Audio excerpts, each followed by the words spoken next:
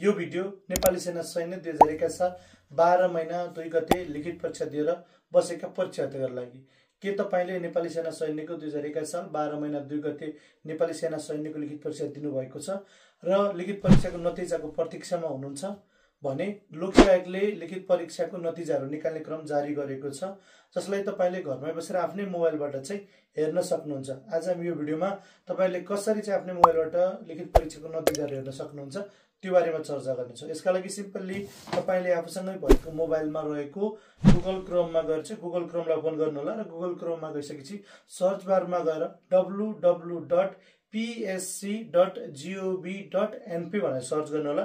यति गरिसकेपछि तपाईलाई यो बायाँ साइडतिर चाहिँ राष्ट्रिय सुरक्षा निकाय भनेर सुरक्षा निकाय भनेर यो अप्सन रहेको छ। यो सुरक्षा निकाय भन्ने अप्सनमा तपाईले क्लिक गर्नु होला र त्यसपछि त्यसको तल चाहिँ तपाईले नतिजा भन्ने सेक्सन देख्न सक्नुहुन्छ। नतिजामा क्लिक गर्नु होला।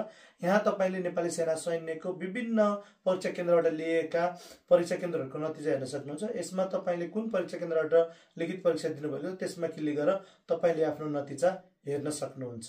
त्यसका लागि के गर्ने त सिम्पली आफ्नो मोबाइलमा गुगल क्रोमलाई ओपन गर्ने, त्यहाँ गएर सर्च बारमा www.psc.gov.np भनेर सर्च गर्ने र बायाँ साइडमा रहेको सुरक्षा निकायमा क्लिक गरेर त्यहाँ रहेको नतिजा सेक्सनमा क्लिक गरेर नतिजा हेर्न सक्नुहुन्छ।